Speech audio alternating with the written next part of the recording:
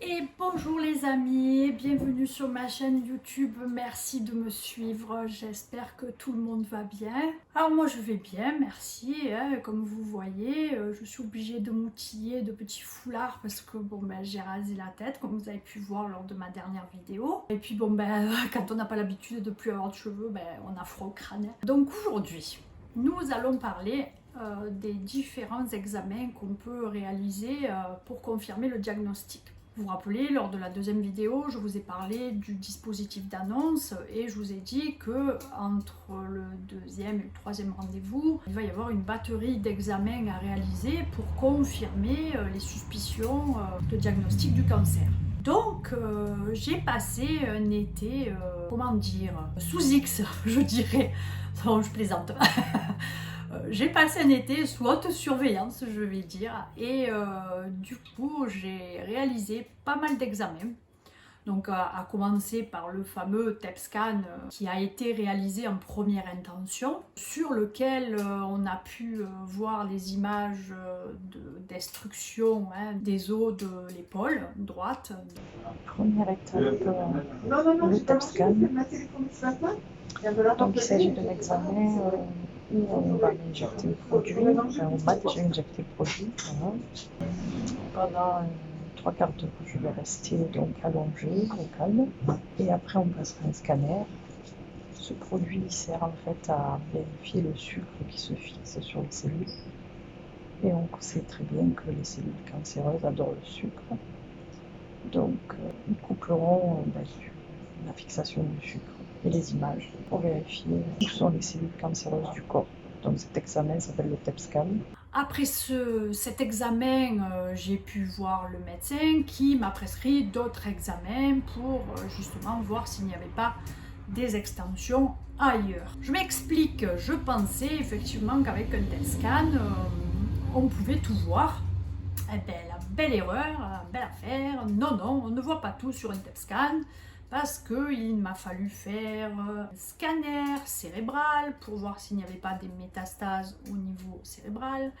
Il m'a fallu faire une échographie et une mammographie pour voir s'il n'y avait pas des cellules cancéreuses au niveau du sein.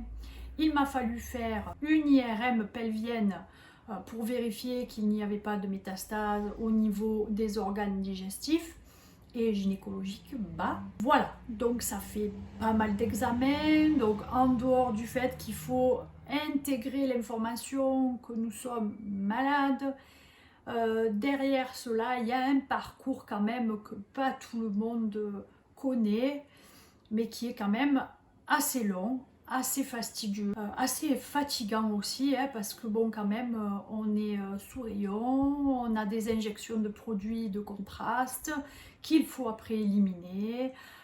Des rendez-vous à droite à gauche, donc des déplacements, ils n'arrivent pas à cumuler les rendez-vous dans une seule journée, puis même au niveau médico-légal, je pense pas que ça soit possible puisqu'il faut le temps d'éliminer les produits de contraste, etc.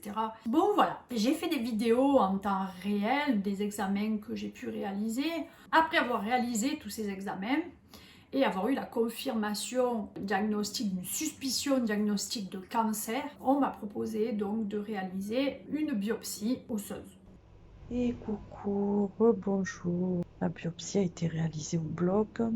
Ça a duré un petit peu quand même, ça a été un peu long, un petit peu douloureux, surtout la position du début. Elle n'est pas trop une position antalgique. Je garde de cette biopsie le souvenir du bruit de la chignole qui vient me taper dans l'os par 3 fois. Là.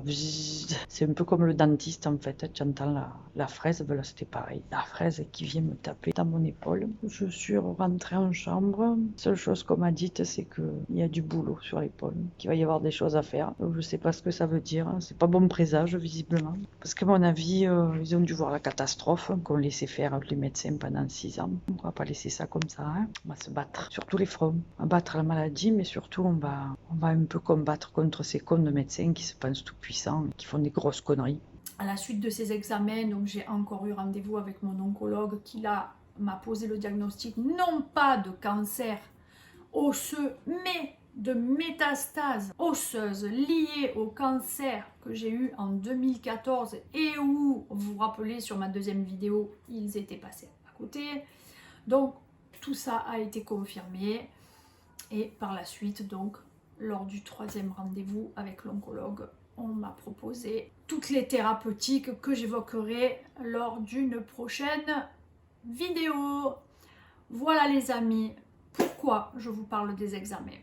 Parce que je peux vous assurer que sur les images qu'on a et suivant l'endroit où nous passons les examens, nous ne sommes pas tous égaux.